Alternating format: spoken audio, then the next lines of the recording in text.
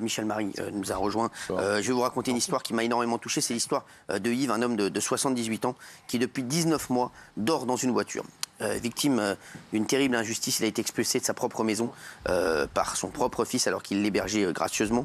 Son fils et sa compagne ne laisseraient plus Yves y remettre les pieds. M6 a mis un coup de projecteur sur cette terrible histoire grâce à mon ami Julien Courbet. Et on va recevoir Yves ce soir, mais aussi bien sûr Pascal, le journaliste de Julien Courbet qui était sur les lieux. Regardez une partie du reportage qui est passé ce matin sur M6, bien entendu tous les jours. Sur M6 vous retrouvez Julien Courbet et toute son équipe. J'adore cette émission. Je sais que c'est votre émission préférée. Ah, c'est une de mes émissions préférées. Exactement. Je l'adore. C'est vrai. Ah, moi, c'est mon kiff. Voilà. Ben alors, ce n'est pas Julien Courbet, hein, mais quand même. Il travaille avec. C'est le représentant. Exactement. Exactement. C'est le représentant de Julien. Vous l'embrassez de ma part, d'ailleurs. On fera ça dès demain. Eh ben, très bien. Ah, dites-lui que je vais reprendre le tennis. Parce que je sais qu'il joue au tennis un peu, Julien Courbet. Mais vous, c'est le paddle, non? Ouais, mais je vais reprendre un peu le tennis pour lui mettre une tannée. Merci. C'est parti, merci, regardez. Il est victime d'une terrible injustice. Il vit dans sa voiture, dans une voiture plus précisément, depuis 19 mois. Il a hébergé son fils en 2019 parce que ce dernier avait été expulsé de son logement social pour impayé. La situation, la cohabitation devait durer simplement 3 mois. Elle a duré beaucoup plus, 3 ans. Et un soir, il est sorti, Yves, parce qu'il était fâché. Eh bien, figurez-vous qu'il n'a jamais pu remettre les pieds chez lui dans sa petite maison qui se trouve un petit peu plus haut. Il aimerait retrouver sa maison, mais c'est impossible. Yves nous a rejoint. Merci Yves d'être avec nous. Merci beaucoup. Yves, c'est un truc de fou. Pascal, avant que je demande à Yves voilà, sa réaction, juste, est-ce que vous pouvez nous raconter cette histoire pour nos téléspectateurs, parce qu'elle est folle. Ouais, elle est complètement folle. Bonsoir à tous. Yves a contacté la rédaction et je crois directement Julien Courbet en lui envoyant une lettre manuscrite parce qu'évidemment, il n'a pas l'ordinateur dans sa voiture dans laquelle il vit depuis 19 mois. Et en fait, c'est assez rapide à vous expliquer. Il a accueilli gentiment, parce que vous allez l'entendre, il est très sympathique, il a accueilli son fils en 2019 chez lui. Ça devait être provisoire, une cohabitation de 3 petits mois parce que son fils, sa compagne et ses 2 enfants ont été expulsés de leur logement social pour impayé. Donc au départ, ça devait durer 2-3 mois. Finalement, la plaisanterie, entre guillemets, a duré 3 ans. Et un soir, vous vous embrouillez avec votre fils et vous prenez l'air parce que vous voulez vous détendre. Et quelques minutes plus tard, lorsqu'il va revenir chez lui, dans sa maison, il va trouver porte close. Alors, comme il a un fond gentil, il se dit, bon, il s'est un petit peu énervé, le fiston, c'est pas bien grave. Je vais dormir dans ma voiture pendant une journée. Le lendemain, ou quelques jours plus tard... C'est incroyable qu'il fasse ça. C'est fou. Mais écoutez, il revient quelques jours plus tard, et là, il veut rentrer. Le fils a changé les serrures. Ça va durer 19 mois, 600 nuits dans sa voiture. J'y suis allé hier soir pour la rédaction de Ça peut vous arriver. Et j'hallucinais parce que je me dis, c'est pas possible de s'ennuyer dans sa voiture. Des odeurs terribles de moisissure, il faisait froid. Et j'ai une anecdote terrible, il me disait tout à l'heure dans la loge, on a eu le temps d'échanger encore une fois, les gendarmes du village passaient cet hiver parce qu'il faisait moins 10 dans la voiture, ils toquaient à ma porte pour savoir si j'étais en vie. C'est terrible. Alors, merci Yves d'être avec nous.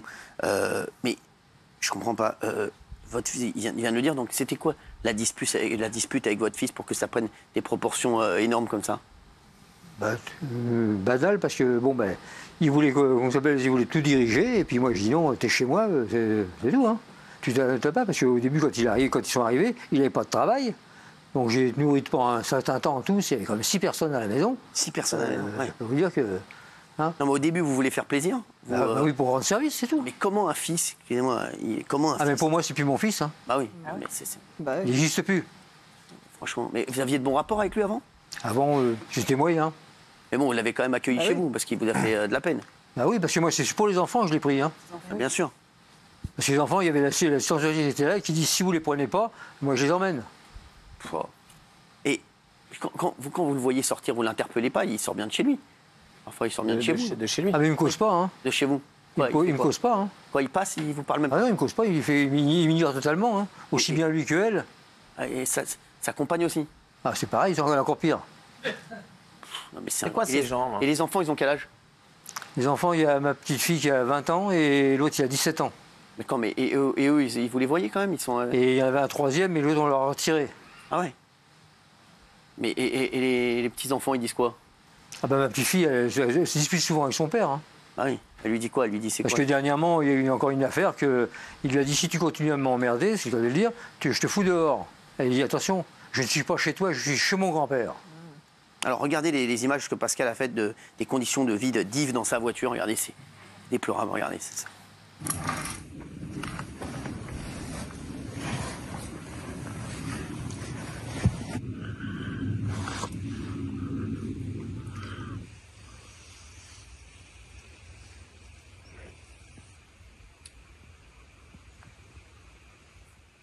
C'est fou cette histoire, Yves.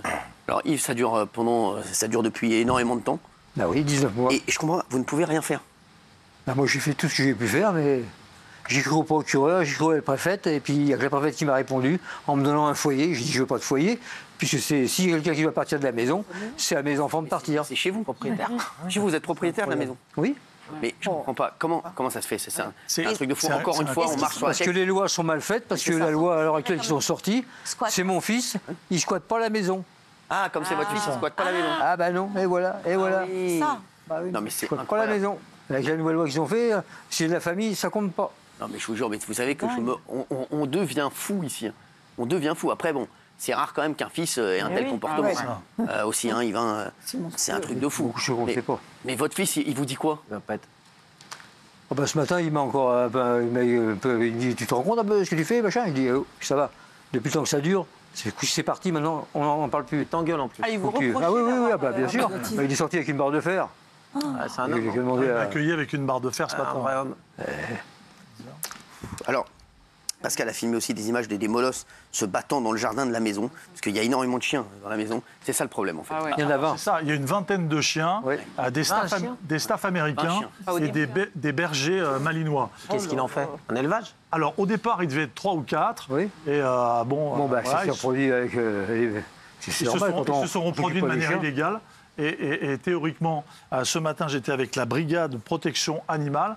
Au-delà de 9 chiens, vous devez évidemment les déclarer auprès de la préfecture. Les images que j'ai récupérées ce matin sont exclusives. Elles ont été tournées il y a 1 an environ. Il y avait déjà, a priori, une dizaine de chiens. Ce que je peux vous dire également, c'est qu'ils sont tous à l'intérieur de la maison et ils font leurs excréments à l'intérieur de la maison. C'est ce qu'on a vérifié ce matin avec la brigade de protection animale, parce que depuis la rue, on sent les odeurs. C'est catastrophique. Il faut regarder. vérifie rien.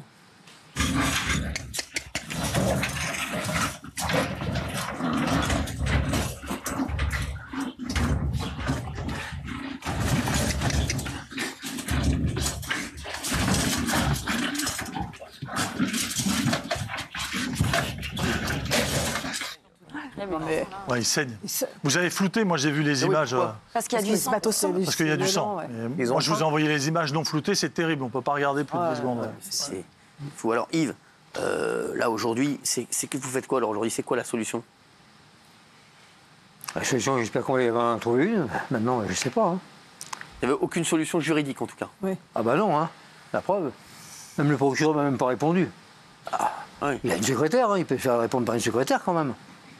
Non mais là c'est un problème insoluble. Aucun des deux travaille. Il ne travaille pas, votre fils, ni lui, ni sa femme. Il ne travaille pas, si? Il travaille? Si, il travaille, mon fils. Il travaille. Ils ont un boulot. Ils ont des Elle revenus. ne travaille pas, elle est handicapée, elle est encore sous tutelle. En plus, elle est sous tutelle. Alors, ouais. Yves, Tutelle s'occupe. vous continuez à payer les factures, c'est ça, les factures Ah d'eau, bah, et vous ne voulez tout à pas fait. arrêter parce qu'il y a vos petits-enfants, c'est ça? Non, c'est pas, oui, il y a ça, mais il y a une chose, c'est que moi, j'ai un ancien avocat qui est en retraite, il m'a dit, surtout ne lui donne pas tous les droits, parce qu'après, il sera chez lui. Ah oui. Ah oui, c'est ça. oui, Ah, il a raison, c'est pour ça que vous continuez à payer. Exactement. Il a raison, parce que s'il paye plus l'eau, etc., à son nom, il a raison, c'est chez lui après, bien sûr. Absolument. Eh ouais, donc il est obligé, c'est un cercle vicieux. Ouais. C'est vraiment, c'est un dingue. truc de fou. Il a après, complètement non, raison, tu peux abandonner ton- Yves. Mais votre avocat, il vous a dit, juridiquement, il n'y a rien à faire. Il n'y a aucun recours. Maintenant, avec la nouvelle loi qu'il a dit, il est considéré comme, non pas comme squatteur, puisque c'est mon fils, il n'est pas squatteur.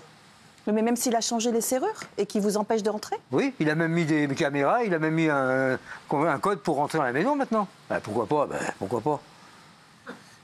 Alors, Même lui, il doit se regarder dans une glace quand même. j'ai des amis qui me proposent de vous aider, mais c'est pas la solution. Je dois le dire, arrêtez de m'envoyer des SMS. Non, mais c'est vrai. C'est Bah, pardon, pas la mais là, c'est clairement la solution. Hein. Oui, mais oui. Non, c'est à pas la l'État, solution, c'est à pas la l'État de le solution. faire. C'est à l'État de le Mais faire. rendre ils sa ne le font maison. jamais. Après, non, mais voilà, parce que Faut que la c'est préventive pas la solution, ouais, parce que après, voilà. Voilà. tu laisses pas dormir un mec 78 ans, un homme dormir dans sa voiture. Non, mais c'est incroyable. Yves, aujourd'hui, je sais que vous avez essayé de l'aider un petit peu. Oui, on a trouvé des solutions. Alors, une solution provisoire aujourd'hui, avant de trouver une solution plus pérenne. La rédaction d'RTL et M6 s'est mobilisée. Olivier Dauvert a été exceptionnel. Il était ému aux larmes ce matin. Oui. Donc, ce soir et toute cette semaine, Yves va dormir à l'hôtel à Beauvais. Et puis, on a une très bonne nouvelle. Alors, c'est pas pour se lancer des lauriers, mais vous savez qu'il y a des négociateurs, des enquêteurs dans l'émission. Et l'un des négociateurs, Hervé Pouchol, m'a envoyé un message cet après-midi dans lequel il m'explique que votre fils va vous laisser la maison ce week-end. Ce qu'il faut vous dire, ce qui s'est passé aujourd'hui, c'est que votre fils a été contacté par son employeur qui a vu l'émission et qui l'aurait, je mets des guillemets, menacé. Voilà. C'est pas bien ce que tu fais à ton papa, donc laisse la maison. Donc ça devrait a priori se décanter. En attendant, il y a une solution provisoire à l'hôtel d'une quinzaine de jours. Et puis la ville également va faire le nécessaire. Alors, Yves, sachez-le, on va aussi, je sais qu'ils ont fait un geste, bien sûr, Julien et des équipes d'M6, on va faire aussi un geste, hein, bien entendu, on ne vous laissera pas dans la voiture tant que ce ne sera pas réglé. Mais en tout cas, voilà, on va aussi prendre en charge l'hôtel ensuite après nos amis, hein, pour que vous soyez quand même à l'hôtel, parce que vous n'allez pas rester comme ça dans la rue. Et je vais vous dire, le seul moyen, c'est de raisonner ce garçon. Comment il peut se regarder dans une glace, comment il peut vivre comme tous les jours et se dire mon père dort dans une voiture. Je suis désolé. Là, pour moi, y a pas, si la justice ne peut rien faire, et je suis désolé, c'est lui, à lui de se dire, franchement, comment il peut vivre, comment il peut se dire, je sais pas, c'est horrible. Comment sa femme peut en vivre dans la maison, comment ils peuvent vivre tranquillement alors que son père est dans la voiture. Franchement, c'est un moment, il faut qu'ils se disent, j'ai envie d'être un homme. C'est inhumain. Ces chiens, ils sont dans la maison, son père, il dort dans la voiture. C'est fils un bonhomme. Et en plus, le fils a, enfin en tout cas sa belle-fille, a un appartement dont elle est locataire qui est inoccupé. C'est fou.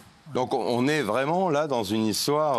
Non mais c'est fou. En tout cas, elle touche 300 € de femme isolée. Alors qu'elle n'est pas isolée, mais à Villeneuve, elle n'est pas isolée. Les niches dont on parlait l'autre fois, ça c'est pareil.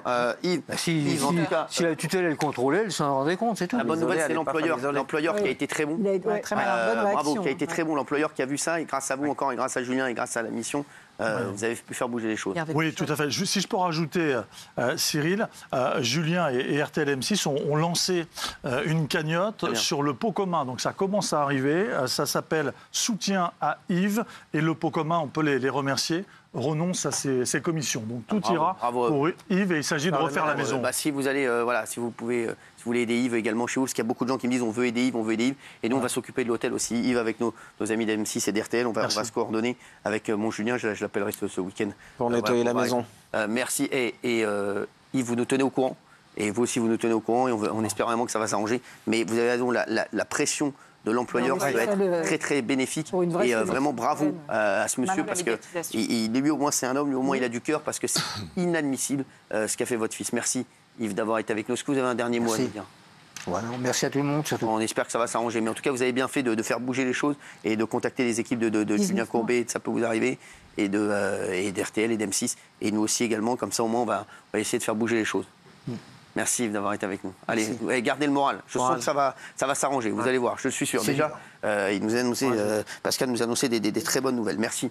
Merci beaucoup et bravo pour ce que vous faites. Et vous embrassez fort mon Julien, il sait que je l'adore. Oui, je sais bien. Et puis la partie de tennis bientôt, si j'ai bien. Bien sûr, quand il veut. Voilà.